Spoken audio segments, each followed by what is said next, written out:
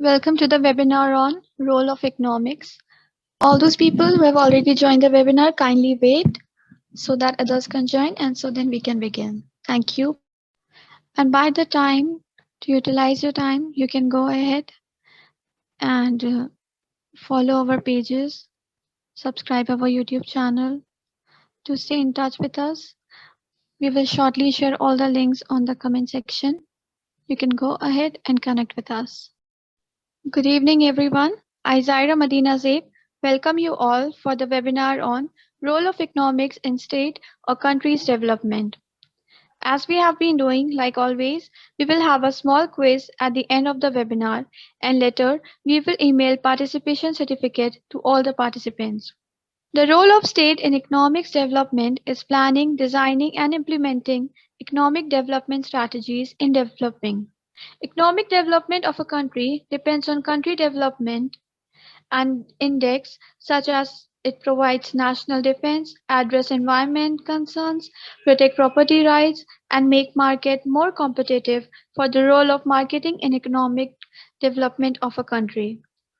I believe people here are interested to know more about the role of economics in state or country's development.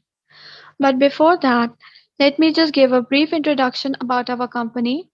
This webinar is organized by Alma Mater Sparks, and Alma Mater is a premier solution provider on human capital optimization. Alma Mater was established in the year 2004, and our forte lies in various things like we are into KPO, we are into training, we are into staffing and recruitment solutions. Since then, we have trained over 500,000 individuals and are all said to be a global multi-industry service provider set apart by delivering high-quality core processes, conscious leadership, creative solutions, and unique culture. Once you go through our website and know more about us, you will understand that our incredible success has inspired us to create a strong support program for individuals to create their own future. And for that, we have launched Sparks, a support program aimed at raising knowledge and skill. The motive of Spark is to give individuals exposure to the various skills that will help them identify their own specialization and make their future filled with health, wealth, and happiness. So, this is just the background of what we have been doing. Apart from this, what we are also specialized in is career planning, career assessment, career counseling, career guidance, coaching and mentoring, skill development workshop, training and development, placement assistance, and online counseling. Through the 4D workshop and Sparks program, we help individuals in understanding intelligence and working on developing multiple intelligence for enhancing their existing or new skill set. You can also take our psychometric test to know and enhance about your personal skills. You can register and we will help you to choose your right careers. And to choose your best career, all you have to do is to sit in a quiet place where no one can disturb you and attend the test. There will be questions, and again, these questions will have different kinds of options that you have to select according to your understanding. And once you complete the test, it will let you know exactly what kind of a learner you are. All these details are again available on our website and social media pages. We have already shared all the links on the pages. You can go. So, coming back to what we are carrying out right now, and that is we try to bring some good and informative topic and train students of different streams through the webinars. And coming to today's webinar, as we know, that is on role of economics in state or country's development. Keeping this thought in our mind, let's move forward and introduce our greatly enthusiastic teacher, Miss Tanushri ma'am, who will be the instructor for the day. Ma'am, it's my great honor to welcome you. Tanushri ma'am is an experienced teacher in the field of commerce. She has done double masters as she has done MCom as well as MA in economics. She has 10 years work experience in nation building. She is an educationist who wants to achieve 3 C's, that is connection, communication and collaboration. So let's start this voyage of teaching learning process with ma'am. Ma'am, over to you. Thank you, Zaira.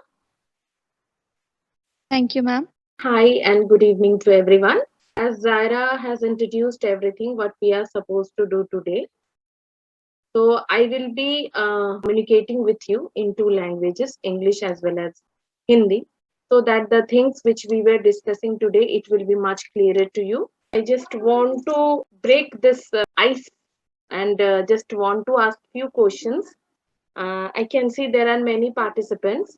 So just I want to ask, what is economics? Means we know that every day what we do, that is economy and economics. I just want a simple question. What do you feel or what do you mean by economics? Actually में economics है क्या? हम लोग तो बात बहुत सारा करते हैं economics every time we see there are many debates on this particular topic. Actually में इकोनॉमिक्स है क्या? किसी को कोई आइडिया है? I can see many participants here. Madam, I think how we buy and sell the products, what happens during buying and selling anything, country operates when it comes to the financial state. Yes, sir. Yeah, very correct. Just want to make it clear, just in one sense, that economics, if I will describe it in a very, what should I say, very friendly language, very common language, then I can relate economics with money. Everybody will relate economics with money. अगर बहुत simple word में अगर economics को define करना है तो हम लोग उसको हमेशा मनी से रिलेट करते हैं. जहां इकोनॉमी है, जहां इकोनॉमिक्स है, वहां मनी है. We always talk about money and economy simultaneously. तो यहाँ भी हम लोग उसी चीज को डिस्कस करेंगे और उसके रोल को डिस्कस करेंगे स्टेट और कंट्री के डेवलपमेंट के ऊपर. क्यों मैंने ये टॉपिक चूज किया, क्यों नहीं मैंने सिर्फ इकोनॉमी और इकोनॉमिक्स के बारे में बात करना चाहा, एज बिकॉज हम लोग ये जो इकोनॉमी और इकोनॉमिक्स एवरीडे सुनते या समझते हैं, वो कहीं ना कहीं इन छोटे छोटे हिस्सों से तैयार होता है. एक कंट्री का इकोनॉमी कभी भी वो खुद का इकोनॉमी नहीं हो सकता है. तो कंट्री का इकोनॉमी तभी उसका इकोनॉमी हो सकता है जब छोटे छोटे स्टेट्स, छोटे छोटे विलेजेस, छोटे छोटे डिस्ट्रिक्ट उसमें पार्टिसिपेट करें. तो आज का हमारा टॉपिक उसी विषय पे है कि कैसे एक राज्य, एक गांव, एक स्टेट, एक विलेज किस तरह से ऑपरेट करते हैं और एक पूरे होलसम इकोनॉमी को डेवलप करते हैं. ओके, तो here you can see it deals with states or countries development. Economy or economics is something which relates with development. ये वो चीज है जो आपके विकास या आपके डेवलपमेंट से रिलेट करता है. आप लोगों ने सुना होगा कि बहुत से समय पे जब भी पॉलिटिकल लीडर्स अपना भाषण लेके आते हैं, स्टेज पे आते हैं, तो उनके जुबान पे सिर्फ एक ही वर्ड होता है, विकास. हमें देश का विकास चाहिए. देश का विकास छोटी छोटी चीजों से होता है. एक राज्य के विकास से होता है, एक गांव के विकास से होता है, एक डिस्ट्रिक्ट के विकास से होता है. ऐसे छोटे छोटे विकासों से मिलके एक कंट्री का डेवलपमेंट होता है, एक नेशन का डेवलपमेंट होता है. और इस डेवलपमेंट को हम लोग मेजर करते हैं in terms of economy. You can see economic development, how the economic development can be measured. अभी मैंने बताया कि किसी भी इकोनॉमी या किसी भी डेवलपमेंट को जब हम लोग एक साथ स्टडी करते हैं तो वही बन जाता है इकोनॉमिक डेवलपमेंट, आर्थिक विकास. मैम यानी मतलब नॉर्मली इकोनॉमिक्स यानी मतलब डेवलपमेंट ना? हाँ, नॉर्मली हम लोग इकोनॉमी या इकोनॉमिक्स के बारे में जब पढ़ते हैं तो बिना डेवलपमेंट के पढ़ ही नहीं सकते हैं. जब तक हम लोग का डेवलपमेंट नहीं है तब तक कोई इकोनॉमी नहीं है. For independence we were under British rule. हम लोग अंग्रेजों के गुलाम थे. Our economy was kind of stagnant economy. Stagnant economy का मतलब होता है रुका हुआ इकोनॉमी, यानी उसमें किसी भी तरह का डेवलपमेंट नहीं था, किसी भी तरह का विकास नहीं था. तो ऐसे इकोनॉमी को जनरली हम लोग इकोनॉमिक स्टडीज या पैरामीटर्स में काउंट ही नहीं करते हैं, क्योंकि बहुत सिंपल सा एक लॉजिक होता है हर एक चीज का. एक इंसान अगर बायोलॉजिकली भी अगर आप देखो तो वो हर एक साल उसका एक एक साल करके उम्र बढ़ता है. और जब वो एक सर्टेन एज लिमिट पर पहुंचता है, like I am taking the example of 18 years, तो 18 इयर्स को ये कंसिडर कर लिया जाता है कि now this particular individual is an adult और उसको वोट करने का अधिकार मिलता है, जिसको हम लोग बोलते हैं universal adult franchise, that is suffrage. तो इसका मतलब क्या होता है कि हम लोग भी कहीं ना कहीं मानते हैं कि छोटे छोटे पैमानों पे डेवलपमेंट होता है और उसी डेवलपमेंट को होलसम मानते हैं। तो इसी तरह जब भी हम लोग इकोनॉमी के बारे में बात करेंगे, इकोनॉमिक्स के बारे में बात करेंगे, तो we have to think about development. Without development there is no economy. तो हम लोग इस डेवलपमेंट को मेजर कैसे करते हैं? तो जनरली किसी भी कंट्री का इकोनॉमी या किसी भी डेवलपमेंट को दो चीजों से मेजर किया जाता है। You can see on the screen, wealth generation and welfare initialization. What is wealth generation? हम लोग जैसे just now sir has said about production, consumption and all these things, so all these things are related to wealth generation. How? Like wealth generation means जहां से हम लोग पैसे को कमा सकते हैं या पैसे को इंक्रीज कर सकते हैं। तो जब भी हम लोग किसी भी चीज का प्रोडक्शन करते हैं तो we have a mindset that we need to sell the product into the market. If we will not sell the product into the market, then it is very difficult to earn the wealth, to generate the wealth. हम लोग wealth को फिर generate कैसे करेंगे? Like the same way हम लोग ये भी जानते हैं कि हर एक चीज को हम लोग एक समान या एक तराजू पे, we cannot balance everything in the same equilibrium. There is differences. There are differences. So what kind of differences? Even the fingers, even the 5 fingers in our hand, that is also not equal. ये जो 5 चीजें हैं वो भी 5 उंगलियां हैं, वो भी एक समान नहीं है। तो उसी तरह हमारे कंट्री में जो इनकम है वो भी एक समान नहीं है। We are having unequal distribution of income. Like you know that this is the nation which has a very widespread poverty. एक बड़े पैमाने पे पॉवर्टी जो है, it is not only in our nation, it is actually worldwide. Globally we can see poverty. Country has a huge rate of population. जो चीजें हैं वो ज्यादा सामने आती हैं। डेवलप्ड नेशंस हैं उसमें ये चीजें ज्यादा सामने आती नहीं है। लेकिन ऐसा नहीं है कि वहां भी गरीबी नहीं है। तो ऐसे सिचुएशन में हमें कुछ वेलफेयर भी करना होता है। Welfare in the sense like a person is not able to afford his daily meal. एक इंसान को जिंदा रहने के लिए उसको मील की मतलब उसको जिंदा रहने के लिए खाने की जरूरत है, मील्स की जरूरत है। तो एक इंसान अगर उसको जुगाड़ नहीं कर पाता है, उसकी जरूरतें को पूरा नहीं कर पाता है, then to whom that person will approach? तो फिर वो इंसान जाएगा कहाँ? वो इंसान लोन लेने जाएगा। लोन लेने जाएगा। हर एक छोटी छोटी चीज पे अगर लोन लेने जाएगा तो बहुत बड़ी दिक्कतें आ जाएंगी। फिर वो लोन को चुकाने के लिए उसको फिर लोन लेना पड़ेगा, है कि नहीं? हर एक प्लेट मील के लिए अगर वो लोन लेने जाएगा तो उस लोन को चुकाने के लिए फिर लोन लेना पड़ेगा। May I know what is your name? Ma'am Rahil. Okay. So Rahil, for all small needs, they are not supposed to take loans. If they will take the loans for this kind of small requirements, then it will be very difficult to meet the large scale requirements. आप किसी भी चीज को future के concept में देखोगे तो छोटी छोटी जरूरतें के लिए लोन नहीं लिया जाता है। लोन हमेशा ऐसे चीजों के लिए लिया जाता है जिसका एक लार्ज स्केल इन्वॉल्वमेंट है या जिसका एक फ्रूटफुल यूटिलाइजेशन होता है। यानी एक प्लेट चावल खरीदने के लिए लोन नहीं ले सकते हैं, तो उस एक प्लेट चावल को उसको कहीं ना कहीं से जुगाड़ करना होता है। तो ये जो जुगाड़ है वो खुद अपने इनकम से करने का प्रयास करता है। अगर नहीं होता है तो गवर्नमेंट से सपोर्ट लेता है। तो ये जो गवर्नमेंट का सपोर्ट है, दिस इज वेलफेयर। अभी रिसेंट केस में हम लोगों ने सभी ने देखा है कि कोविड सिचुएशन में हमारे कंट्री की हालत क्या हो गई थी। तो even the poor people were not able to get there one time meal. एक समय का खाना जुगाड़ करना बहुत दिक्कत हो गया था। Many people has become jobless, homeless, बहुत सारा सिचुएशंस हम लोगों ने देखा। तो ऐसे सिचुएशन में क्योंकि हमारा जो गवर्नमेंट है that is a democratic government and we follow mixed economy. आगे हम लोग मिक्स्ड इकोनॉमी के बारे में जानेंगे, व्हाट इज मिक्स्ड इकोनॉमी। तो वी फॉलो मिक्स्ड इकोनॉमी। ऐसे सिचुएशन में वेल्थ जनरेशन जैसे गवर्नमेंट के लिए जरूरी है, at the same time welfare initialization भी गवर्नमेंट के लिए जरूरी है। अगर वो अपने पॉपुलेशन को ना देखे, अगर वो अपने ऐसे जरूरतमंद इंसानों की तरफ ना देखे, तो वो लोग को फिर अपना खाना भी नहीं मिलेगा।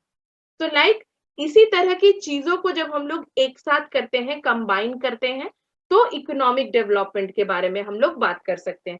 So there are few terms you can see on the screen like GDP, NDP, GNP, GST. ये सारे words हम लोग सुनते हैं.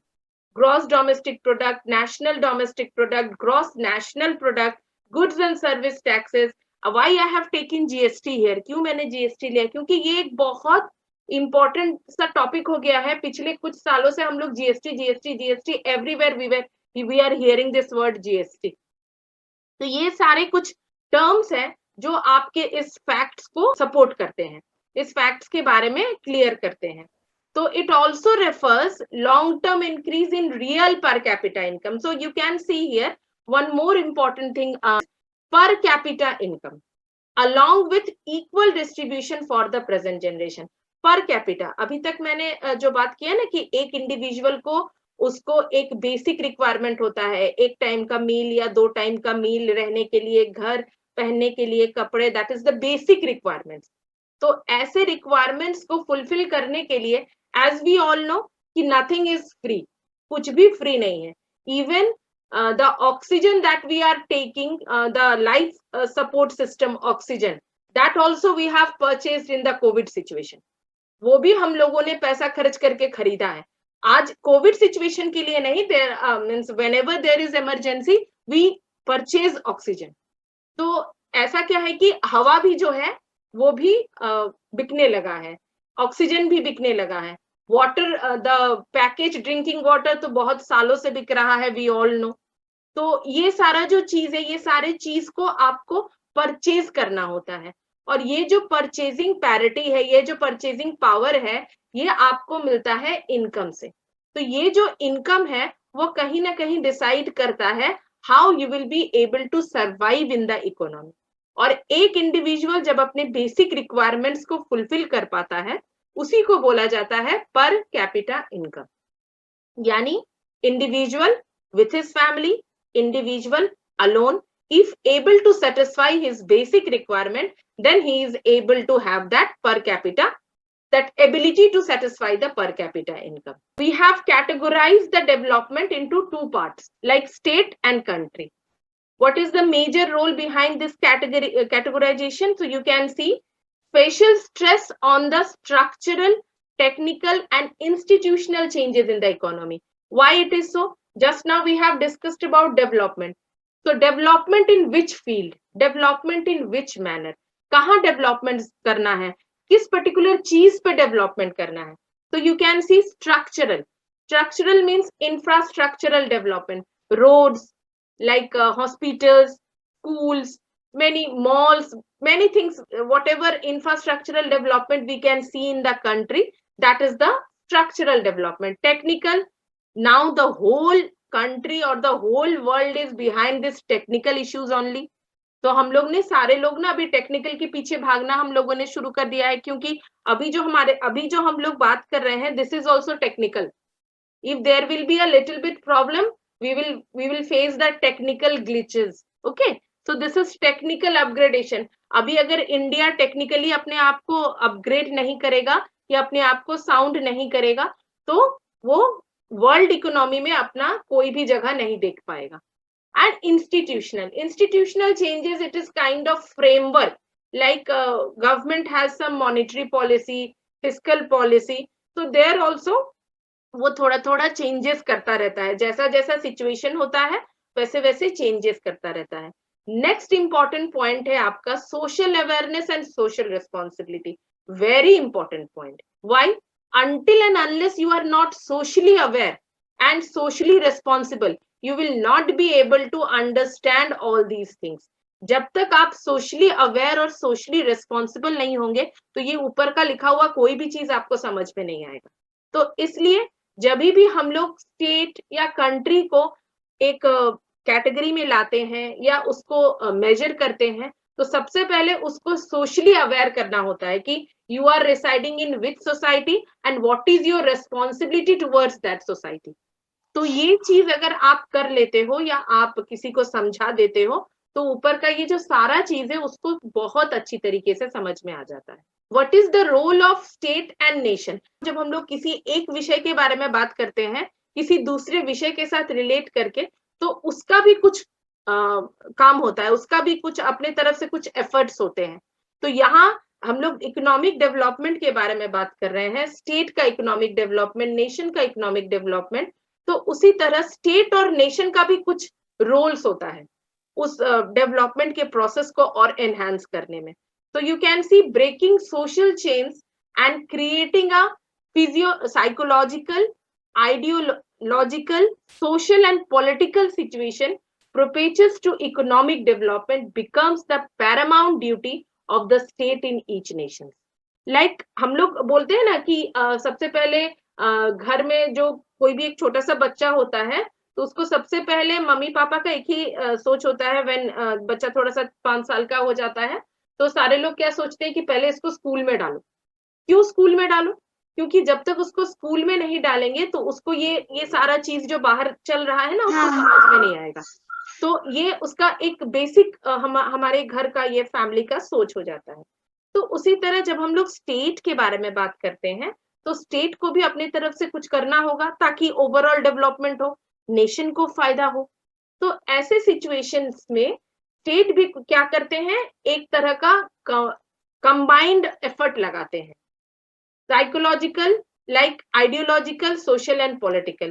सारा जो ये सारा चीज है ये स्टेट की तरफ से भी आना चाहिए। Just in the previous slide I have discussed about social responsibility and social awareness.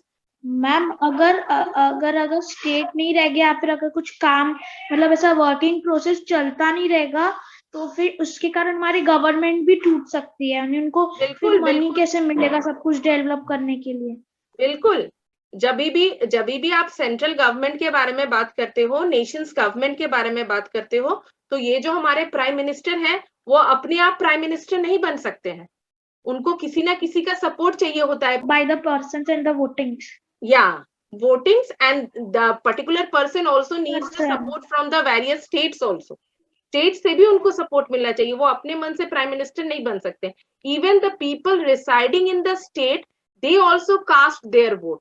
सिर्फ जो प्राइम मिनिस्टर वो दिल्ली में रहते हैं तो सिर्फ दिल्ली के लोग उनको वोटिंग करेंगे और वो प्राइम मिनिस्टर बन जाएंगे, it is not possible. The whole nation need to support that particular individual. तो ये इसी हिसाब से जैसे डेवलपमेंट का प्रोसेस, इकोनॉमिक डेवलपमेंट का प्रोसेस जरूरी है स्टेट को डेवलप करने के लिए या नेशन को डेवलप करने के लिए, उसी तरह स्टेट और नेशन का भी एक कंबाइंड एफर्ट होना चाहिए इस इकोनॉमिक डेवलपमेंट को ग्रास्प करने के लिए, इस इकोनॉमिक डेवलपमेंट को प्रमोट करने के लिए। नाउ आई सेड, अब हम लोगों ने इकोनॉमिक्स डेवलपमेंट ये सारा कुछ पढ़ा, तो किसको डेवलप करना है, किस पर्टिकुलर चीज को डेवलप करना है, इकोनॉमी को डेवलप करना होता है। तो as you can see on the screen there are generally 3 types of economy, capitalist और market economy, socialist economy and mixed economy. What is capitalist economy? यानी मतलब स्टेट्स के capitals? No, it is not like that. Capitalist economy, in the first slide we have discussed about wealth.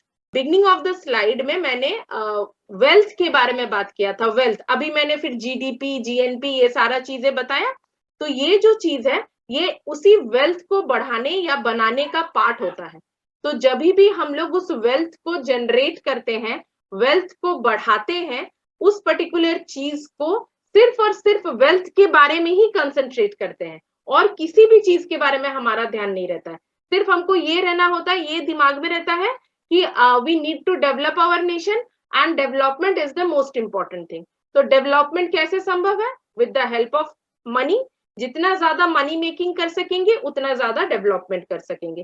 तो ये जो capitalist economy है वो सिर्फ money making machine है, वो लोग कुछ और सोचते ही नहीं है। दे don't bother about welfare and all, they were only concentrated on wealth making, जिसको हम लोग इकोनॉमिक सेंस में बोलेंगे तो profit making.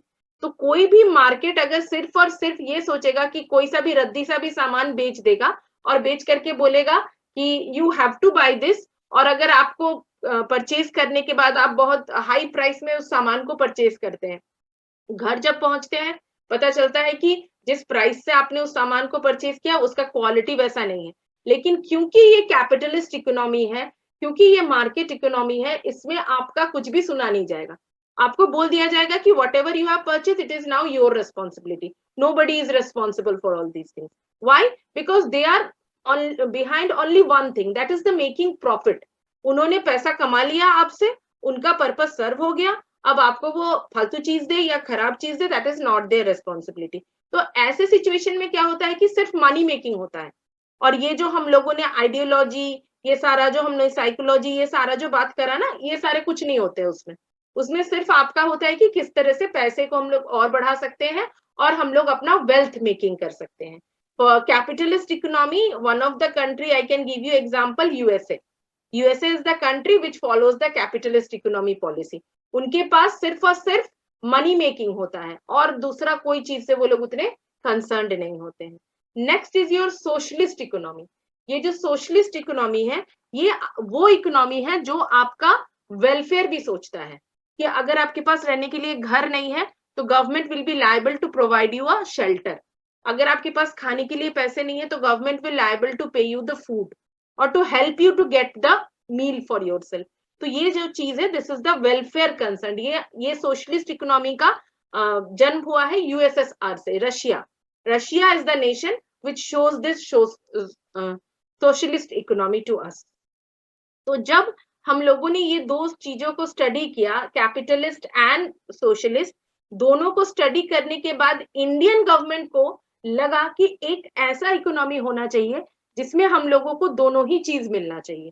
like just I have said कि before independence we were facing the problem of stagnant economy. Stagnant economy मतलब आपकी economy में किसी भी तरह का मोशन नहीं था। इट हैज बीन फिक्स्ड, एक जगह पे रुक गया था, किसी भी तरह का मोशन नहीं था। तो ऐसी इकोनॉमी को आपको मोशन कैसे ला सकते हैं? मतलब ऐसे आवाज उठाना पड़ेगा, ग्रुप ऑफ पीपल के साथ ऐसे बोलना पड़ेगा हमें जस्टिस चाहिए। क्यों ऐसा क्यों बोलना पड़ेगा? हम लोग कोई पॉलिटिकल पार्टी थोड़ी है, हम लोग इकोनॉमी में गवर्नमेंट को कंप्लेंट क्यों करेंगे? गवर्नमेंट को कंप्लेन, गवर्नमेंट को भी तो इकोनॉमी में मोशन लाना है ना, तो क्यों करेंगे गवर्नमेंट को कंप्लेन? हम लोग इकोनॉमी में मोशन ला सकते हैं with the help of production and distribution, है ना। प्रोडक्शन, अगर पहले जो हमारे पास जो रॉ मटेरियल्स थे या रॉ मटेरियल्स हैं, उनको हम लोग क्या करेंगे, उनको हम लोग इंडस्ट्रीज के पास पहुंचाएंगे और वहां से हम लोग मैन्युफैक्चर करेंगे न्यू कमोडिटीज। तो न्यू कमोडिटीज अगर मैन्युफैक्चर करेंगे तो वो कमोडिटीज को कहाँ लाएंगे? मार्केट में लाएंगे। उसको डिस्ट्रीब्यूट कहाँ करेंगे? मार्केट में करेंगे। और मार्केट में लोग क्या करेंगे? उसको परचेज करेंगे, है ना। तो इससे क्या होगा कि मार्केट में आपका एक मनी फ्लो स्टार्ट होगा। इकोनॉमी हमने बताया कि जैसे जब भी हमें इकोनॉमी के बारे में पढ़ना या समझना या बात करना होता है तो हम लोग बेसिकली एक ही वर्ड से उसको समझते हैं, दैट इज मनी। तो हम लोग जब तक मनी को फ्लो में नहीं लाएंगे, मनी को सर्कुलेट नहीं करेंगे, तब तक इकोनॉमी में मोशन नहीं आएगा। तो इस तरह का जब हमारा कंट्री आफ्टर 1947 जब इंडिपेंडेंस हमें मिली, तब हमने देखा कि हमारे कंट्री में इकोनॉमी तो है लेकिन वो एक जगह रुकी हुई है। स्टैग्नेंट इकोनॉमी का मतलब होता है एक जगह थम जाना, रुक जाना। तो उसमें मोशन लाना था। तो गवर्नमेंट को मोशन लाने के लिए सबसे पहले क्या करना होगा? प्रोडक्शन, डिस्ट्रीब्यूशन, कंजम्पशन, तो ये और प्रॉफिट मेकिंग यानी वेल्थ जनरेशन। वेल्थ जनरेशन होएगा तभी तो वो सर्कुलेट करेगा ना। तो ये उसको सबसे पहले सोचना पड़ेगा। तो उसने पहले ऐसे सोचा, फिर उसको लगा कि हमारे देश का हालत तो इतना खराब है, इतने लोग हैं जिनके पास रहने के लिए घर नहीं है, खाना नहीं है, तो फिर वैसे लोगों का क्या होगा? वो भी तो हमारे ही हैं। तब उनके दिमाग में आया कि ये जो हम लोग वेल्थ जनरेशन करेंगे, इससे हम लोग उन लोगों को भी देखेंगे, उनको भी हम लोग हेल्प करेंगे, उनको भी हम लोग चैरिटी करेंगे। तो ये हो गया आपका वेलफेयर। तो जब ये दोनों चीज को कंबाइन किया गया तो मिक्स्ड इकोनॉमी का जन्म हुआ। ओके, तो India is the only nation which shows the example of mixed economy. तो हमारे देश में ही मिक्स्ड इकोनॉमी को, हमारे देश ने ही मिक्स्ड इकोनॉमी को जन्म दिया और हमारा देश ही मिक्स्ड इकोनॉमी को फॉलो करता है।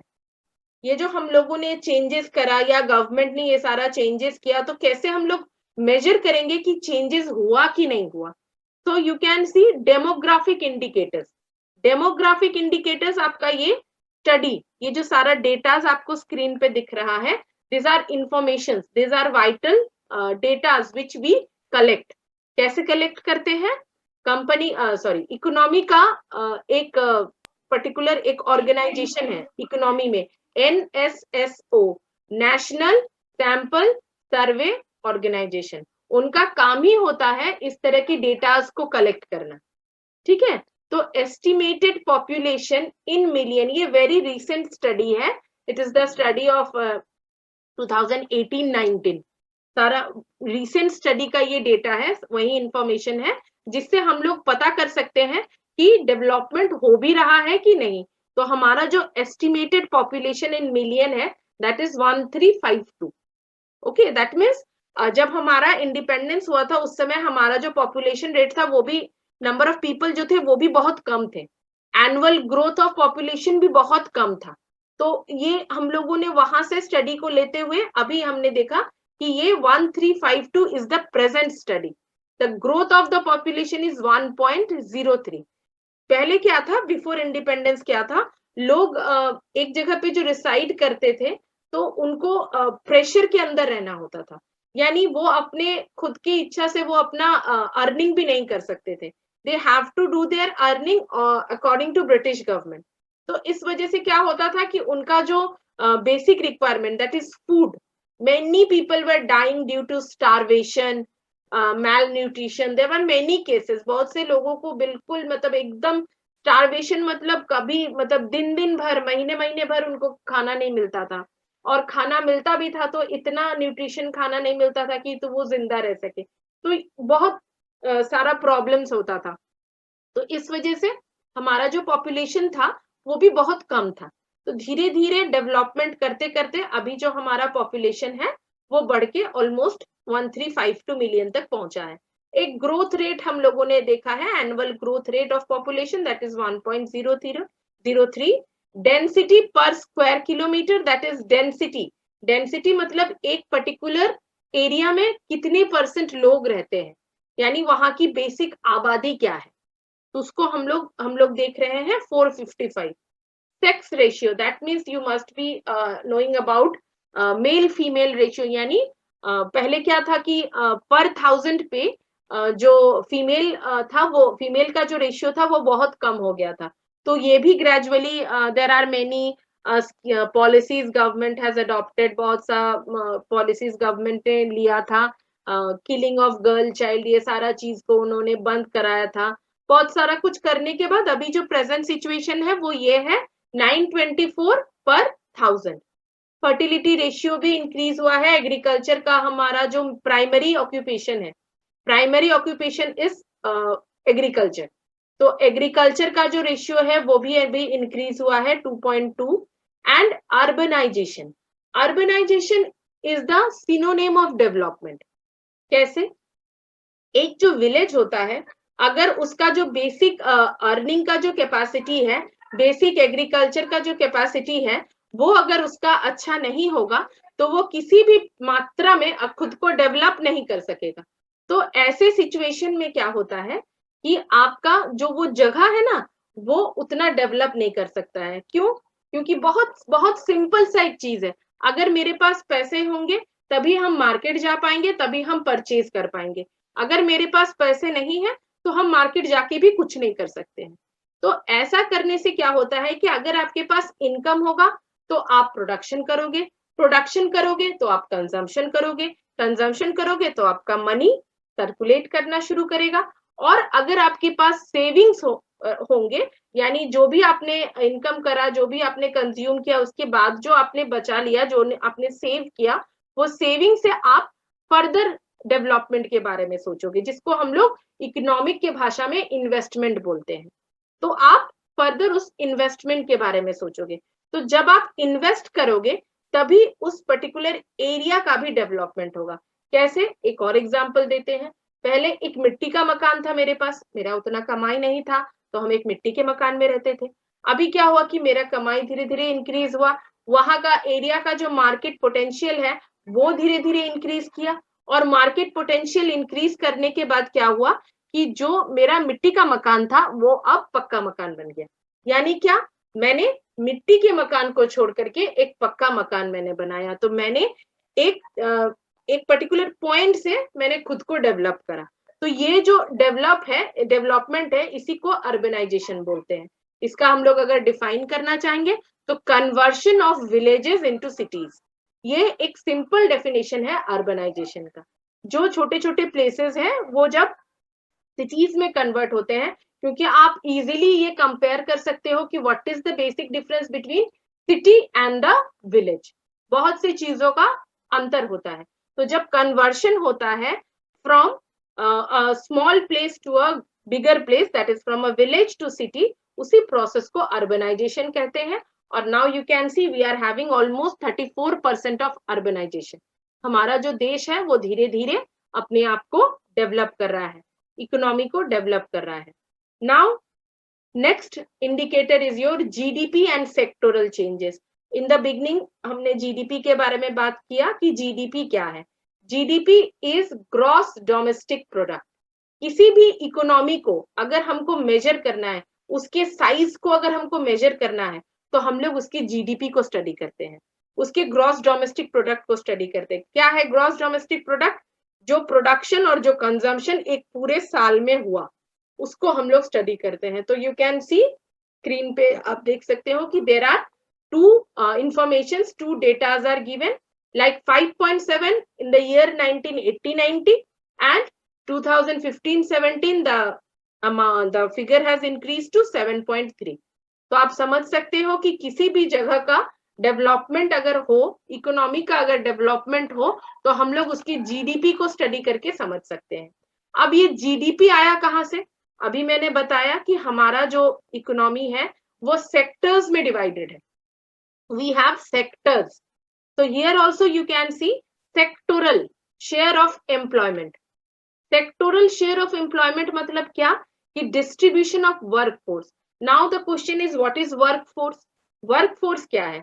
Workforce means a human, a particular force which is eligible and able and willing to work on the given pay scale.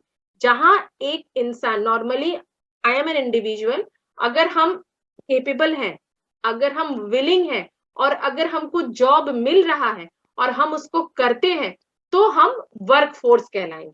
लेकिन अगर हम केपेबल हैं, हम विलिंग हैं और हमको जॉब नहीं मिल रहा है, तो ऐसे सिचुएशन को अनएम्प्लॉयमेंट बोलते हैं। तो इस पर्टिकुलर केस में आप देख सकते हो कि डिस्ट्रीब्यूशन ऑफ वर्कफोर्स, ये जो सेक्टोरल जो हमारा चेंजेस है या जो सेक्शंस है, उससे हमारे 43% वर्कफोर्स को एम्प्लॉयमेंट मिला है। और क्योंकि 43% वर्कफोर्स को एम्प्लॉयमेंट मिला है, तो उन्होंने जीडीपी में कंट्रीब्यूट किया है। कितना परसेंट कंट्रीब्यूट किया है? So you can see 16%, 30% and 54%। What are the three sectors? The primary sector is agriculture, that is 16%, industry, this is the secondary sector, here all the raw materials are being processed and converted into finished products, and the finally that is the service sector. Service sector has played the most important or vital role. क्यों service sector ने इतना बड़ा share service sector को ही क्यों मिला हुआ है? क्योंकि सर्विस सेक्टर एक वो सेक्टर है बिना जिसके आप एग्रीकल्चर और इंडस्ट्री को रिलेट नहीं कर पाओगे। यानी आप प्राइमरी और सेकेंडरी को रिलेट नहीं कर पाओगे without the help of tertiary sector. तो ये जो सर्विसेज है, this is the part of tertiary sector. Services में आपका बैंकिंग आता है, ट्रांसपोर्टेशन आता है, आपका वेयर हाउसिंग आता है। जितने भी चीजों की जरूरत होती है एक प्रोडक्शन को करने में और उसको मार्केट तक पहुंचाने में, वो सारा चीज हम लोग सर्विस सेक्टर से देख सकते हैं या सर्विस सेक्टर में उसको यूटिलाइज कर सकते हैं। Then before moving to third indicator, we must know about UNDP, United Nation Development Programme. अभी थोड़ी देर पहले मैंने डिस्कस किया कि हमारा जो कैपिटलिस्ट इकोनॉमी का जो एग्जाम्पल है वो यूएसए है। तो यूएसए क्योंकि कैपिटलिस्ट इकोनॉमी का एग्जाम्पल है, तो मैक्सिमम मनी मेकिंग वो यूएसए ही करता है। तो इसीलिए इकोनॉमी का जो लिस्ट है उसमें नंबर 1 में यूएसए आता है। और उसके बाद का जो सारा नेशंस उसके बाद आता है। तो जब भी हम लोग बेसिकली क्लास में भी देखते हैं, सब कोई कंपैरिजन जो क्लास में फर्स्ट आता है उसके साथ करता है, जो क्लास में लास्ट आता है या जो क्लास में फिफ्थ आता है उसके साथ कंपैरिजन किसी का नहीं होता है, कभी कोई करता ही नहीं है। तो कोई भी अगर क्लास में उसी तरह इकोनॉमी जो नंबर 1 इकोनॉमी है, हम लोग उसके साथ खुद को कंपेयर करते हैं। तो ये जो यूएनडीपी है, यूनाइटेड नेशन डेवलपमेंट प्रोग्राम, इसके अंदर ये सारा कुछ जो हम लोगों ने स्टडी किया, डेमोग्राफिक या ये जो जीडीपी, ये जो इकोनॉमी, ये हम लोग अकॉर्डिंग टू यूएनडीपी ही स्टडी करते हैं। यानी यूएनडीपी, यूनाइटेड नेशंस द्वारा कुछ पैरामीटर्स तय कर दिए जाते हैं और हम लोग अपने कंट्री को उन पैरामीटर्स के साथ कंपेयर करते हैं और अकॉर्डिंगली अपने कंट्री की इकोनॉमी को रैंक करते हैं। अगर हम लोग उन तक पहुंच पाते हैं तो we are in a very good state, और अगर हम लोग नहीं पहुंच पाते हैं then we need to work very hard. अभी तक हमारा जो कंट्री है वो डेवलपिंग कंट्री के कैटेगरी में आया है। वी आर स्टिल डेवलपिंग, हम लोग अभी भी डेवलप्ड कंट्री के कैटेगरी में नहीं पहुंच पाए हैं। We were under developed, later on we worked very hard, हम लोग डेवलपिंग के स्टेटस तक पहुंच गए हैं। तो इस यूएनडीपी में वो कौन कौन सी चीजें हैं जिनसे हम लोग अपने कंट्री को और अच्छी तरीके से मेजर कर सकते हैं। तो you can see life expectancy, birth year. मैंने अभी आपसे बात करा कि जो before independence the quantity and the quality of the people was very poor. After independence we have faced the major issues. तो अभी जो हमारा सिचुएशन जो थोड़ा बेटर हुआ है, उस हिसाब से हम लोग देख सकते हैं कि हमारा जो बर्थ ईयर है दैट इज 69.4%, ये एक एवरेज तक हम लोग पहुंच पाए हैं। इन्फेंट मोर्टालिटी रेट, यानी dying of the child, age of the child should be up to 1 year. 1 साल के उम्र तक जो सारे बच्चे होते हैं उनका जो डेथ रेट होता है that is infant mortality rate पर 1 लाख बर्थ इज 174, यानी बहुत कम है। पहले ये बहुत ज्यादा था। पॉपुलेशन यूजिंग एटलीस्ट, इतने परसेंट पॉपुलेशन एटलीस्ट ये सारी चीजों का इस्तेमाल करते हैं। Basic sanitation 60%, drinking water source 93%, undernourished children are, we have come down a huge, so it is now 38%। ये जो मैल न्यूट्रिशन का प्रॉब्लम था हम लोगों ने उसको बहुत चेंज किया और चेंज करके अभी हम लोग 38% तक पहुंचे हैं। Purchasing power parity, purchasing power parity जो होता है वो आपका जीडीपी और per capita, and you can see here US dollar. अभी मैंने बताया कि यूएस को हम लोग नंबर 1 इकोनॉमी मानते हैं, तो यानी उसका जो करेंसी का वैल्यू है उसका भी वैल्यू सबसे ऊपर होता है, टॉप। तो हम लोग अपना करेंसी को भी उसके करेंसी के साथ कंपेयर करते हैं। तो जब भी हम लोग उस करेंसी को कंपेयर करते हैं तो उसमें हम लोग अपना देख पाते हैं कि what is our current stage, what is our current position. तो इस चीज को जब मतलब यू मस्ट बी नोइंग, अभी हमारा जो इंडियन करेंसी है it is for $1 I think it is something around 75 to 80. Am I right, sir? हाँ 74. So $1 is equal to 74 Indian currency. So you can see it is there is a huge difference. $1 उनका, हमारा 74, यानी there is a huge difference. तो जब हम लोग इस तरह के डिफरेंस को जितना कम कर सकेंगे उतना हमारा परचेजिंग पावर पैरिटी इंक्रीज करेगा। तो ये कैसे संभव है? हमारा जीडीपी जितना आगे बढ़ेगा, जितना हम लोग खुद को मॉडर्नाइज करेंगे, जितना हम लोग खुद को डेवलप करेंगे, उतना ही हमारा जीडीपी इंक्रीज होगा, उतना ही हमारा इकोनॉमिक स्टेटस वर्ल्ड इकोनॉमी में एक अच्छा पोजीशन ले पाएगा। तो now at the last you can सी ये जो सारा इंडिकेटर्स हम लोगों ने पढ़ा, ये सारे इंडिकेटर्स को अगर हम लोग एक कॉमन फ्रेमवर्क में लाए तो ये बन जाएगा ह्यूमन डेवलपमेंट इंडेक्स, HDI। हम लोग सब कुछ जो कुछ भी होता है इकोनॉमी में या कंट्री में या लाइफ में, वो सबके पीछे एक ही सोर्स या एक ही रिसोर्स होता है, दैट इज ह्यूमन रिसोर्स। क्योंकि ये जो ब्रेन्स है वो सिर्फ ह्यूमन को ही गिफ्टेड है। Even animals also have life, plants also have life, but they don't have brains like humans. तो ये जो सारा जो ब्रेन्स वगैरह जो कुछ ह्यूमन को ही दिया गया है, ये एक डिफॉल्ट सिस्टम है हम लोगों में।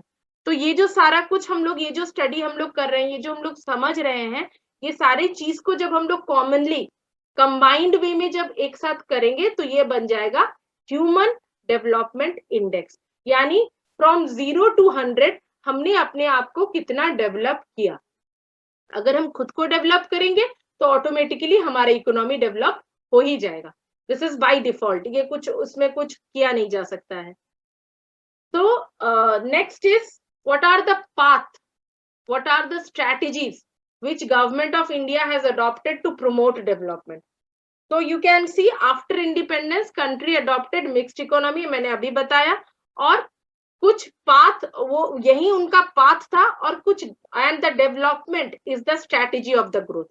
पाथ क्या किया उन्होंने, अपना रास्ता क्या चुना, मिक्स्ड इकोनॉमी, और स्ट्रैटेजी क्या बनाया, विकास, ओवरऑल डेवलपमेंट, यानी उसको हम लोग I don't know the Hindi exact word, it is the all round development is the strategy of the growth. तो ये सरकार ने डिसाइड किया और इसी के बेसिस पे काम करना शुरू किया। तो जब भी हम लोग कोई भी चीज को डिसाइड करते हैं, तय करते हैं और काम करना शुरू करते हैं, तो हम लोग प्लान्स बनाते हैं। तो प्लानर्स, तो we need planners, we plan something then we move ahead. तो उसी तरह से कंट्री ने भी प्लान किया, और प्लान कैसे किया, कंट्री ने plan with the help of government किया। गवर्नमेंट हम लोगों ने after independence we got our own government, we have democratic form of government, we have our own government, own prime minister, own set of ministers. उन लोगों ने ये तय किया कि एक प्लानिंग कमीशन होना चाहिए। तो in the year 1950 the planning commission has been established. तो ये प्लानिंग कमीशन और पॉलिटिशियंस यानी जितने सेट ऑफ मिनिस्टर्स थे, उन्होंने कंबाइंड सोर्स में merits of socialism and capitalism को लेना चाहा, साथ ही साथ वो while eschewing the demerits of both, यानी मेरिट्स को हम लोगों ने लिया, साथ ही साथ ये भी तय किया कि कितने कम संख्या में हम लोग इसके डीमेरिट्स को भी अडॉप्ट करें। क्योंकि एज वी ऑल नो कि किसी भी चीज को जब हम लोग अडॉप्ट करते हैं तो वो दोनों ही रूप में हमारे पास आती है, पॉजिटिव एंड नेगेटिव बोथ। हम लोग सिर्फ पॉजिटिविटी किसी का ले लें और नेगेटिविटी ना ले, ये तो not possible. Even when we talk with our friends, जब हम लोग दोस्तों के साथ भी बात करते हैं तो क्या होता है कि शुरू शुरू में बहुत अच्छा लगता है, शुरू शुरू में हम लोग बोलते हैं कि this is my best friend, ये बहुत अच्छा है, मेरे साथ बहुत अच्छी तरीके से बात करता है। लेकिन आफ्टर फ्यू इयर्स अगर कुछ होता है तो दोनों के बीच में झगड़ा हो जाता है। तो दैट मीन्स व्हाट, झगड़ा हो जाता है तो क्या वो मेरा दोस्त नहीं, दोस्त फिर भी वो मेरा रहता है। लेकिन क्या हो जाता है कि हम लोगों ने जब तक पॉजिटिविटी लिया तब तक वो मेरा दोस्त, जैसे उसने झगड़ा कर लिया वो मेरा दोस्त नहीं। तो it is not like that. तो उसी तरह से जैसे प्लानर्स ने प्लान करना शुरू किया, तो पॉजिटिव इफेक्ट्स को जैसे जैसे उन्होंने निकालना शुरू किया, तो साथ ही साथ कुछ नेगेटिव इफेक्ट्स बाय डिफॉल्ट या ऑटोमेटिकली आते चले गए। तो गवर्नमेंट ने सोचा कि जो भी हम लोगों ने प्लान किया है उसको हम लोग एक लॉन्ग टर्म स्केल पे लेके जाएंगे। यानी आज प्लान किया, आज काम किया, ऐसे नहीं। जो भी हम लोग किसी एक चीज के बारे में अगर हमको, जैसे फॉर एग्जाम्पल टेक पॉवर्टी, अगर गरीबी को दूर करना है या गरीबों को बेटर फैसिलिटीज प्रोवाइड करना है, तो हम लोग उस पॉवर्टी को एक लॉन्ग टर्म स्केल के ऊपर काम करेंगे। तो उसके साथ हम लोगों को पॉजिटिविटी तो आएगी, साथ ही साथ कुछ नेगेटिव, कुछ लिमिटेशंस भी हम लोगों को फेस करना होगा। I was talking about planning only. Planning क्या है? More precisely, FYP I have written. FYP means what? 5-year plans. तो मैंने अभी बताया कि लॉन्ग टर्म प्लानिंग के बारे में सोचा, तो हर एक प्लान को 5 years तक उसको कंटिन्यू करने का प्रयास किया, ताकि कुछ भी अगर हम लोगों ने डिसाइड किया तो उसको एक ईयर में ना 1 year में अगर कंप्लीट नहीं कर पाए तो हम उसको एटलीस्ट 5 years तक कंप्लीट कर लें। तो ऐसे केस में पब्लिक सेक्टर अंडरटेकिंग्स को एक बहुत बड़ी जिम्मेदारी दी गई। Like you can see on the screen, it worked as the core element of the path of growth and public sector undertakings worked as the engine for the growth. Public sector undertaking को उस particular process का front position दिया गया, यानी engine बनाया गया। क्यों? क्योंकि हमारे पास तब किस चीज की प्रॉब्लम थी, हमारे पास तब इनकम अपॉर्चुनिटीज की डिफिकल्टीज थी, यानी हमारे पास जॉब नहीं था। हमारे पास एग्रीकल्चर था, हम लोगों ने एग्रीकल्चर देखा, हम लोगों ने एग्रीकल्चर किया, लेकिन हमारे पास जॉब नहीं था। तो उस जॉब को कहीं ना कहीं से क्रिएट करना पड़ेगा। तो फिर वेरियस पब्लिक सेक्टर अंडरटेकिंग्स का फिर कंट्री में जन्म हुआ। तो लोगों को अगर एग्रीकल्चर नहीं हो रहा है so they can go for manufacturing industries and can earn their livelihood. Manufacturing industries को ज्वाइन कर सकते हैं और अपने लिए पैसे का जुगाड़ कर सकते हैं. Okay, so what is the major focus of this particular planning? Egalitarian society. What is this? Egalitarian society का मतलब होता है कि जहां पे दोनों चीज को यानी इक्वालिटी को एक बहुत बड़े पैमाने में प्रमोट किया जाता है. Equality means we all are equal. Even we know that कि ये जो हमारा डेमोक्रेसी है उसमें भी इक्वालिटी का एक बहुत बड़ा पोजीशन है. तो जब भी हम लोग सोसाइटी को स्टडी करते हैं, इकोनॉमी को भी स्टडी करते हैं, तो वहां पे भी हम लोगों ने इनकम को भी एक समान रूप में डिस्ट्रीब्यूट करने का सोचा. डिस्ट्रीब्यूशन जो है इनकम का वो भी एक समान रूप में हो. तो इसलिए इस तरह का मोटिव को चूज किया गया. Inward looking strategy. Inward looking strategy का मतलब होता है कि कंट्री ने अपने आप जो कुछ कर सकते हैं उसको ज्यादा प्रमोट करने का कोशिश किया rather than going to some other places. क्योंकि पहले ही हम लोग बहुत मुश्किल में थे, क्योंकि हमारा जो मेजर जो वेल्थ था वो ड्रेन हो चुका था ब्रिटिश गवर्नमेंट के पास. तो हम लोग खुद पहले बहुत ही मजबूर थे. तो अब अगर इनवर्ड लुकिंग स्ट्रैटेजी नहीं रखेंगे तो हमारा कंट्री किसी भी हाल में डेवलप नहीं कर सकता था. Then import substitution technique. Import means हम लोग कम से कम इंपोर्ट करें. यानी अगर हमारे पास कैपिटल इंटेंसिव करने का अगर हमारे पास एबिलिटी नहीं है तो हम लेबर इंटेंसिव करें.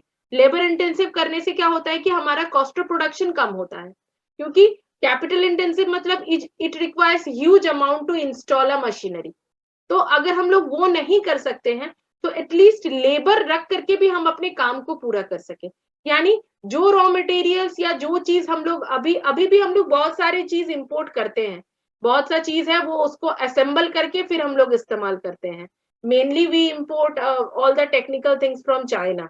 तो अभी भी होता है, ऐसा नहीं, लेकिन उस समय ये अभी क्यों होता है उसके पीछे कारण है. उस समय ऐसा माना गया था कि ज्यादा से ज्यादा कंट्री जो है वो खुद का डेवलपमेंट खुद करे, ताकि एम्प्लॉयमेंट जनरेट हो, ताकि लोगों को अपना काम मिले, लोगों को अपना इनकम मिले. आफ्टर प्लानिंग कमीशन, ये planning commission in the year 2014 that is the last 12th 5-year plan खत्म हो गया है. और उसके बाद इस डेवलपमेंट की रेस को, प्रोसेस को चालू रखने के लिए नीति आयोग का जन्म हुआ. That is national institution for transforming India. Why we need this NITI Aayog? हमारा तो प्लानिंग सही ही चल रहा था, सब कुछ सही चल रहा था, फिर भी हम लोगों ने नीति आयोग का सपोर्ट क्यों लिया? नीति आयोग एक ऐसा नीति, ये जो पॉलिसी फॉर्मुलेशन एक ऐसा चीज है जिसमें स्टेट गवर्नमेंट ऑफ इंडिया को मैक्सिमम रोल प्ले करना होता है. तो क्योंकि in the beginning of this whole thing I told कि सिर्फ इकोनॉमिक डेवलपमेंट नेशन का अकेले का जिम्मेदारी नहीं होता है, स्टेट का भी होता है. इकोनॉमी जैसे स्टेट और नेशन को आगे बढ़ने में मदद करती है, उसी प्रकार स्टेट को भी इकोनॉमी को हेल्प करना चाहिए, फॉस्टर करना चाहिए. कैसे फॉस्टर करें? By participating in the economic policy making. तो इसमें स्टेट ने एक बहुत इंपॉर्टेंट रोल प्ले करा. और हम लोगों का ये जो प्रेजेंट सिचुएशन, अभी बहुत सा चीज आप लोग देखते होंगे, make in India, all these things are small policies. अभी जो कंट्री ने है, अभी जो हमारे गवर्नमेंट ने बड़े प्लानिंग करने बंद कर दिए हैं, क्योंकि ये प्रॉब्लम्स आती थी कुछ. जैसे मैंने अभी आपके साथ एग्जांपल शेयर किया कि पॉवर्टी को अगर आप लगातार 10 साल तक चलाते जाओगे तो एक समय पे आपको ये लगेगा कि मेरा दूसरा सारा चीज पे हम ध्यान ही नहीं दे पा रहे हैं, सिर्फ मेरा एक ही काम पूरा हो रहा है. बाकी there is need of education system, there is need of better health system. तो ये सारा चीज हम लोग ध्यान ही नहीं दे पा रहे हैं, हम लोग सिर्फ गरीब और गरीबी के पीछे ही दौड़ रहे हैं. तो ऐसा करते करते हमारा देश ने डेवलप किया नहीं किया, मैं ऐसा नहीं बोलूंगी, हमारे देश ने बहुत डेवलप किया है, लेकिन कहीं ना कहीं कुछ ना कुछ लिमिटेशंस, कुछ लूप होल्स हम मतलब गवर्नमेंट ने देखा. तो उस चीज को ओवरकम करने के लिए इस नीति आयोग को लाया गया हमारे कंट्री में. रिफॉर्म्स, ये दो we have a very limited time span, तो मैंने इस लिमिटेड टाइम स्पैन में इस वेबिनार को कंपोजिट बनाने का कोशिश किया कि मैक्सिमम चीजें आप इस पे समझ सकें कि basic, what are the basic things. तो रिफॉर्म्स, डेवलपमेंट के पाथ में रिफॉर्म भी एक इंपॉर्टेंट चीज होता है। रिफॉर्म्स का मतलब होता है मेजर्स टू प्रमोट डेवलपमेंट। किस तरह से हम लोग डेवलपमेंट, हम लोग सोच लेते हैं कि डेवलपमेंट है, हम लोग सोच लेते हैं कि डेवलपमेंट हो रहा है, लेकिन डेवलपमेंट को प्रमोट कैसे करना है वो, जैसे अगर हम किसी चीज को एक लंबे समय तक, एक छोटा सा एग्जांपल है, आपने एक चीज को लिया है, उसको एक समय पर एक जगह पर बहुत लंबे समय तक आपने रख दिया है, तो आप कुछ दिन बाद देखोगे कि उस पर पूरा एकदम there is a layer of dust, पूरे धूल की एक परत जम गई है। क्यों? क्योंकि मैंने उस चीज को उस पोजीशन से हिलाया ही नहीं। तो हमने उसी तरह से अगर डेवलपमेंट करना है तो डेवलपमेंट हम कर रहे हैं ऐसा बोल करके हम बैठ नहीं सकते हैं, उसको टाइम टू टाइम चेंजेस लाना होता है। तो ये जो टाइम टू टाइम हम लोग चेंजेस लाते हैं, दिस इज रिफॉर्म। तो सबसे पहला रिफॉर्म इन द ईयर 1991 में इंट्रोड्यूस हुआ था हमारे कंट्री में, जिसको हम लोग न्यू इकोनॉमिक पॉलिसी NEP, हमने 2020 में भी एक रिफॉर्म के बारे में सुना, that is new education policy. तो this is 1991 new economic policy. What is this? तो इस न्यू इकोनॉमिक पॉलिसी में आप देखोगे 3 इंपॉर्टेंट चीज पे ज्यादा कंसिडर किया गया, LPG, that is liberalisation, privatisation and globalisation. What is liberalisation? तो मैंने अभी प्रीवियस स्लाइड में बोला कि मैंने हमारे देश ने इनवर्ड लुकिंग स्ट्रैटेजी शुरू किया, इंपोर्ट सब्स्टिट्यूशन शुरू किया। तो इसमें जैसे ही हमको ये फील होने लगा कि हम लोग डेवलप तो कर रहे हैं लेकिन उतना नहीं कर पा रहे हैं जितना वी आर एक्सपेक्टेड, जितना हम लोगों को करना चाहिए। तो ऐसे सिचुएशन में आप देख सकते हो, तो ऐसे सिचुएशन में यू कैन सी दैट कि ये जो लिबरलाइजेशन है, यानी जो इकोनॉमिस्ट है उन्होंने कहीं ना कहीं खुद को लिबरलाइज किया, खुद को एक जगह पे ला करके ये थोड़ा सा सोच विचार किया, थोड़ा सा कंपेयर किया कि हम लोग अब जो है वो थोड़ा सा बाहर के देशों के साथ भी इंटरैक्ट कर सकते हैं। बाहर की कंट्री के साथ हम लोग अगर इंटरैक्शन नहीं करेंगे तो हमारा टेक्निकल अपग्रेडेशन नहीं होगा, हम लोग टेक्निकली साउंड नहीं बना पाएंगे खुद को। ओके, तो इसके कारण पिछला मैंने स्लाइड में हम लोगों ने देखा पब्लिक सेक्टर। तो पब्लिक सेक्टर एक लंबे समय तक पब्लिक सेक्टर रखने के कारण क्या हो गया था, हमारा कंट्री जो है वो एक मोनोपोली में चला गया था, यानी काम करो नहीं करो पैसा तो हमको मिलना ही है। तो इस तरह का एक लॉजिक हमारे दिमाग में आ गया था, तो इस लॉजिक को भी कहीं ना कहीं तोड़ना था, तो इसके कारण प्राइवेटाइजेशन को लाया गया। तो जब प्राइवेटाइजेशन हुआ तो बहुत से पब्लिक सेक्टर्स को प्राइवेटाइज किया गया ताकि लोग का ये जो वर्क कल्चर है वो चेंज हो जाए। And finally is globalisation. Globalisation is merger, merger in the sense कि जो प्रॉब्लम हमारे कंट्री में है उसको हम लोग दूसरे देश से हेल्प लेकर के उसको सुधार दे। अभी मैंने एग्जांपल दिया कि हम लोग चाइना से प्रोडक्ट इंपोर्ट करते हैं, तो चाइना से जो हम लोगों ने प्रोडक्ट इंपोर्ट किया उसके पीछे का लॉजिक क्या है, क्योंकि हम लोगों के पास टेक्निकल असिस्टेंस उतना नहीं है, इस वजह से हम लोग छोटे छोटे आईसीज या छोटे छोटे इक्विपमेंट्स हम लोग चाइना से इंपोर्ट करते हैं। There are many thing we import from China and other countries also. तो क्यों? This is all because of this globalisation. After this new economic policy हमारा जो कंट्री है वो धीरे धीरे बढ़ना शुरू किया। There are many examples. Earlier we were having Hero Honda, अभी जो है कि हीरो इंडिविजुअल हो गया, होंडा अपना अलग हो गया। फिर हमारे पास था Maruti Suzuki, still we have Maruti Suzuki, लेकिन these are the kinds of globalized merger which we have which we have done। क्योंकि हमारे पास तो better I can give you the example of Hero Honda. एक मोटरसाइकिल का एग्जांपल देना बहुत आसान है। Hero is our Indian company, तो हीरो का साइकिल्स जो है वो हम लोग बहुत साल पहले से देखते थे, लेकिन साइकिल में क्या लगता था, कौन सा एनर्जी लगता है, मस्कुलर एनर्जी। साइकिल में हम लोग पेडल करते हैं, उसके बाद साइकिल आगे बढ़ती है। तो उस साइकिल में अगर एक इंजन फिट हो जाए तो वो मोटरसाइकिल बन जाएगी। उस बेटर आई कैन से अगर मोटर फिट हो जाए तो वो मोटरसाइकिल बन जाएगी। तो वहां से कंसेप्ट आया था हीरो होंडा का। तो ये जो सारा चीज है ये आपका ग्लोबलाइजेशन का ही हिस्सा था। फिर आपका इंडस्ट्रियल कुछ पॉलिसीज चेंज किए गए, जैसे इंडस्ट्रियल लाइसेंसिंग। जब क्योंकि पब्लिक सेक्टर्स थे तो पब्लिक सेक्टर्स के हाथों में ज्यादा से ज्यादा पावर दिए हुए थे, कि उनके पास रेस्ट्रिक्ट किया हुआ था कि इतना सारा जो इंडस्ट्री है वो पब्लिक सेक्टर्स रखेंगे, उसके बाद जो है वो प्राइवेट सेक्टर्स को मिलेंगे। तो धीरे धीरे क्या किया गया, ये लाइसेंसिंग को हटाया गया और पब्लिक सेक्टर को कॉन्ट्रैक्ट किया गया। जितना ज्यादा पब्लिक सेक्टर को कॉन्ट्रैक्ट किया गया उतना ही ज्यादा प्राइवेट सेक्टर्स इमर्ज हुए। Then monetary policy, monetary policy में you can see there are two things, there's one main thing, that is demonetization. Demonetization, we have seen a major thing by the under this demonetization. हमने ये demonetization से एक बहुत important चीज हमने देखा। क्या देखा, हमने देखा कि बहुत सा ब्लैक मनी हमारे कंट्री में भर गया था। इतना ब्लैक मनी हमारे कंट्री में भर गया था कि हमारा जो इकोनॉमी है वो आसमान की तरफ बढ़ रहा था। मतलब इतना महंगाई, इतना इन्फ्लेशन, इतना हमारा इकोनॉमी इतना डिफिकल्ट हो गया था कि वो हम लोग कंट्रोल नहीं कर पा रहे थे, that is beyond our control.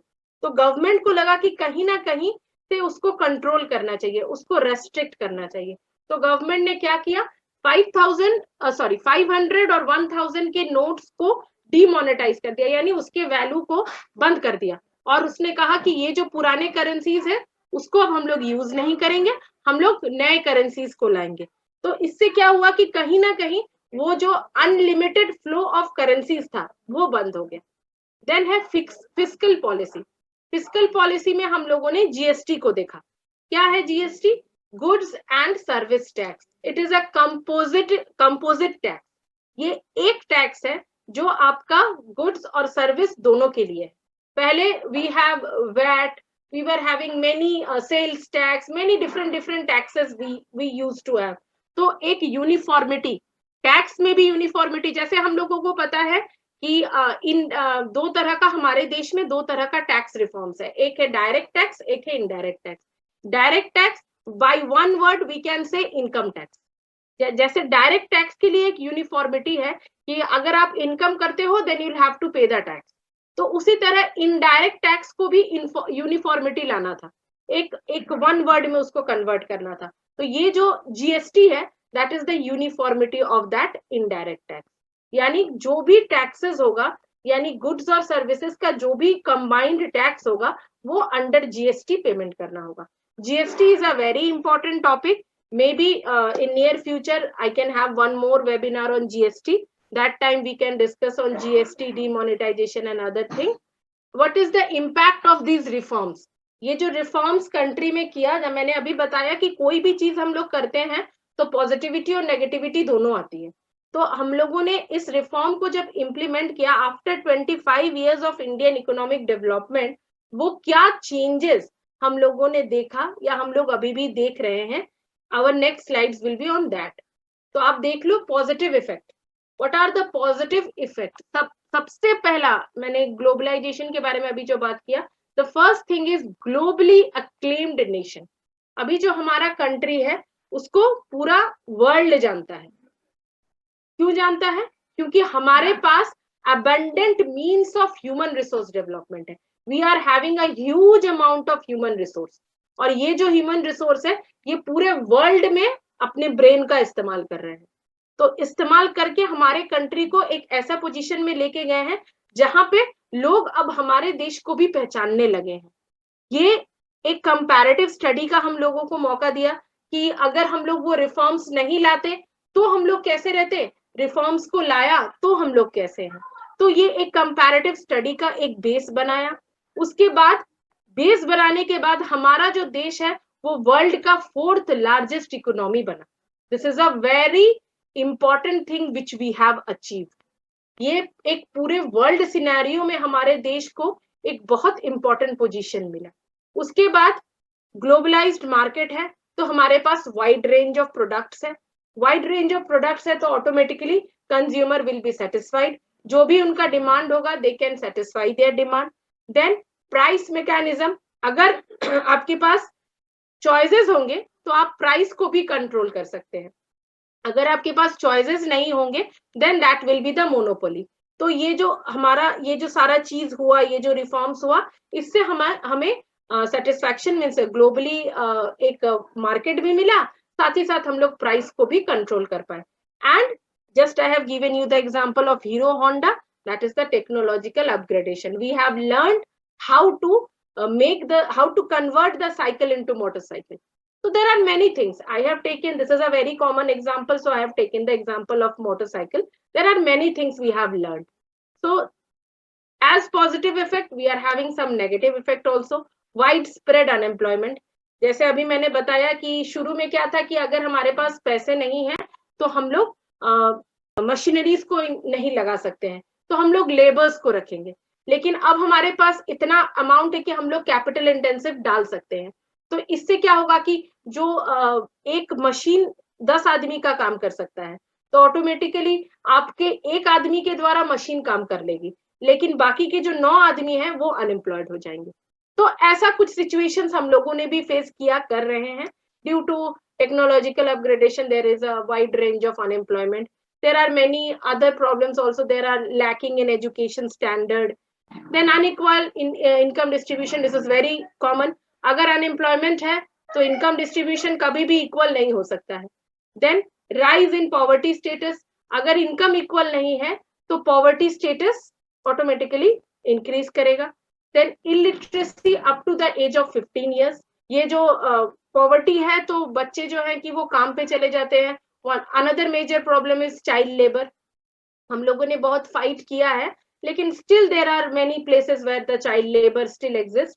Government school establish किया, मिड डे मील बनाया, फिर भी हम लोग अभी भी वो सारे चीज को अडॉप्ट उसको इम्प्रूव नहीं कर पाए. And the final one is role of state in Indian economy. State's economy is comprises of all the elements which helps to study the nation's economy like production, distribution and consumption. अगर ये तीन चीज सही मायने में चले तो nation भी डेवलप करेगा, साथ ही साथ स्टेट भी डेवलप करेगा. And the state economic development policy will wheeling around things fabrication and attainment. Fabrication means when we are constructing anything, यानी किसी चीज को डिजाइन करना is fabrication, और उस डिजाइन को अचीव करना इज द अटेनमेंट. फार्मिंग जो है वो छोटे छोटे स्टेट से ही प्रमोट होती है. इंडस्ट्रीज जो है वो पूरे कंट्री में इंडस्ट्रीज है, सिर्फ एक पर्टिकुलर एरिया में इंडस्ट्री नहीं है. तो इस तरह से धीरे धीरे धीरे धीरे हमारा देश जो है वो आगे की तरफ बढ़ता है. The power booster, this is the saying by our honourable prime minister mister Narendra Modi. He said we dream of an India where development is the result of all chief ministers, prime ministers, state ministers, union ministers working together with even local body authorities as one team, a strong and united team India. Capital का बात करें यानी सिर्फ दिल्ली की बात करें तो अकेले दिल्ली देश को आगे नहीं ले जा सकती है. जैसे दिल्ली जरूरी है वैसे देहरादून भी जरूरी है, वैसे एक छोटा सा गांव भी जरूरी है. Combinedly we work, so definitely we can work on our economy, we can work on our economic development, and we can definitely we are having the 4th position. Very in the near future we can reach up to the 2nd position.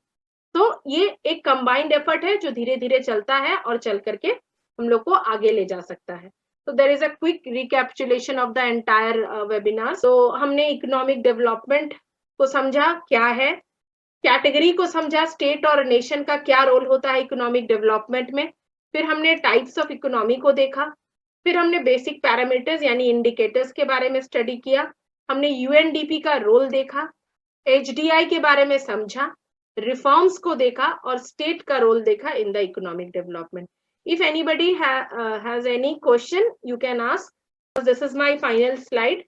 So before I conclude, if anybody has any query, you can ask. Then I can conclude my webinar. And myself, as Zaira already told in the beginning, myself, Mrs. Tanushri Das. And I am doing, मैंने Alma Mater में मेरा online courses है. और साथ ही साथ I have video based courses and I have online coaching classes also. So if anybody is interested to have to get classes from me, मेरे से अगर आपको classes चाहिए, it is not only economics as मेरे को आप जैसे ज़ायरा ने बताया कि मेरा commerce और eco दोनों है, तो if anybody require the commerce subject also, they can also approach me और economics के लिए तो definitely you can approach me. And even the students of 8th standard or 9th standard, 10th standard, they can also approach me for their social studies, that is SST. So I can easily help you, assist you or guide you in civics and economics both. Civics, that is democratic politics, and economics both. आपको दोनों में help मिलेगा मेरे से. And whatever my details and all, you will get in the alma mater and the page, and whatever link, it is already shared in the chat box. तो अगर आपको किसी भी तरह का, it is not always कि आप video से ही पढ़ेंगे, it is not like that. You can have online classes with me. Saira, Yes, ma'am. so now Thank you you, can ma'am. continue from here. Yeah, ma'am. Thank you, ma'am. It was really a very informative session. Thank you for being with us and guiding us so well. So I hope everyone liked the webinar. If anyone has any questions, any query, I'm asking again. Ma'am has already asked, but if you still have any questions, you can unmute yourself, go ahead and solve your query. So since no one is responding, I believe we have solved all the queries, as the session was very great, ma'am. So I think students have cleared all their doubts and everything. Okay, so coming back to the webinar, as we have always been doing, what we will do, we will have a small quiz, okay, but in a different way. We will share the quiz link with you all, okay, and all the participants present over here, kindly go through the link, and once you go through the link, solve the quiz. Once you complete your quiz, we will receive your answers, and once we receive your answers, we will shortly collect your data and create your certificate and send back you the certificate. Okay, let me just make sure that everyone who will be filling the quiz only will be getting the certificates.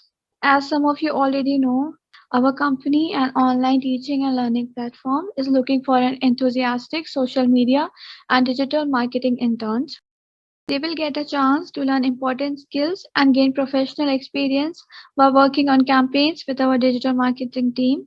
Apart from that, what we have already started is Data Science Bootcamp program by Alma Mater Spark. The Data Science Bootcamp program by Alma Mater has been specially designed to enhance your career in data science with a touch of human intelligence into the program. After this bootcamp, you'll not only be a data scientist, but can also consider pursuing many related positions like data analyst, data science consultant, business analyst, data engineer, and machine learning engineer. The program proposes ample training on the most desired data science and machine learning skills, also touching base with the human intelligence, as we have already mentioned. Our program will teach you the aptitude and skills to keep learning so you can stay updated and relevant in the industry for time to come. You can go through all the links that has already been shared on the comment section. The first link is the quiz link that has to be submitted by everyone who is present here. Kindly make sure if you need a certificate, kindly submit your quiz so that we know how much you have learned from the webinar, right?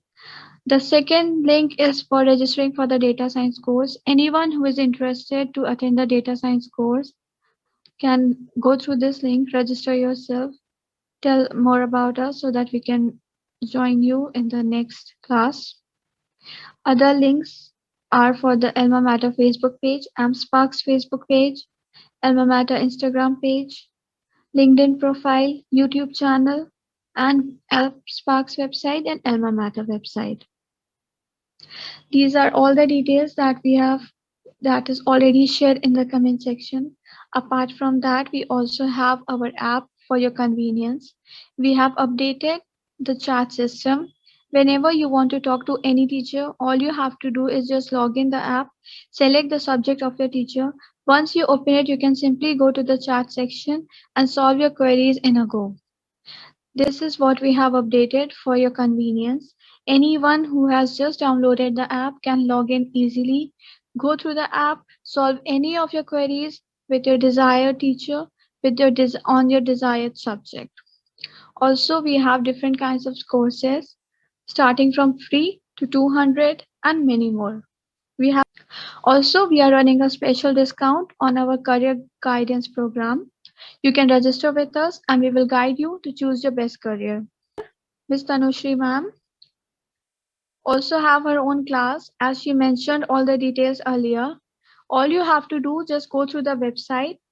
As ma'am has already mentioned, you can contact ma'am for economics classes. You can contact ma'am.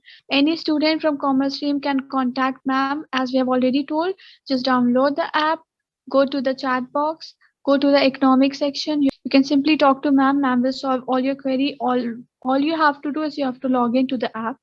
Okay, you can talk to ma'am. Also, the students in class 8 onwards can talk to ma'am about the subjects like civics, subjects like economics. Ma'am is there to help you. Okay. I would like to thank each one of you once again for joining our webinar.